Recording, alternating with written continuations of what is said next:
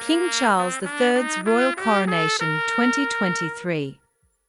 Once upon a time, there was a man named Charles who became the king of a place called the United Kingdom. He became king after his mother, Queen Elizabeth II, passed away. Everyone knew him as King Charles III.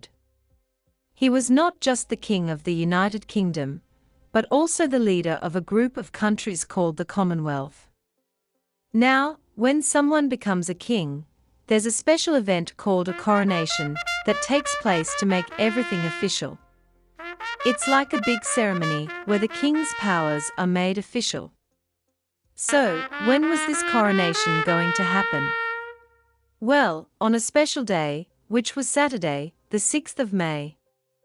On that day, in a city called London, a special parade was going to start at a place called Buckingham Palace. This parade was called the King's Procession. King Charles III and his wife, who was called the Queen Consort, were going to ride in a fancy carriage called the Diamond Jubilee State Coach. This carriage was super comfortable and even had air conditioning, so they would be nice and cool. The parade would go all the way to a beautiful place called Westminster Abbey. There, a very important person called the Archbishop of Canterbury would do a special ceremony to make King Charles III's position official. During this ceremony, a special crown called St. Edward's crown would be placed on the king's head. This crown was really old, made way back in 1661, with shiny gold and colorful gems. Use this script close. The Queen Consort had her own special crown too, called Queen Mary's crown. She chose this crown for the ceremony. During the ceremony, King Charles III would promise to rule with fairness and kindness. After all this, the King and Queen would go back to Buckingham Palace in another parade called the Coronation Procession. This time, they would ride in a different carriage, the Gold State Coach. It wasn't as comfy as the first one, though, and some people even called it a bumpy ride. At the end of the day, after all the ceremonies and parades, King Charles III and Queen Camilla would come out on a balcony at Buckingham Palace.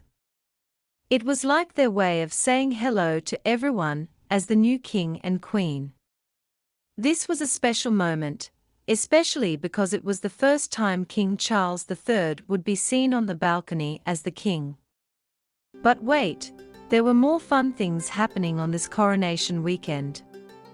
There was a big lunch party called the Coronation Big Lunch. People all over the United Kingdom were invited to have a meal together and enjoy each other's company. It was a way to make new friends and be happy together. Then, there was a fancy concert at a place called Windsor Castle. People could watch it on TV, and it was a way to celebrate and have a good time. And starting from the day after the coronation, there were chances for people to help out in their communities. It didn't matter if you were good at something big or small, every little bit of help counted. So, if everyone did a little something, it would make a big difference. And that's how the story of King Charles III's coronation and the celebrations went. Thanks for listening. Don't forget to give a thumbs up and subscribe. Take care and bye for now.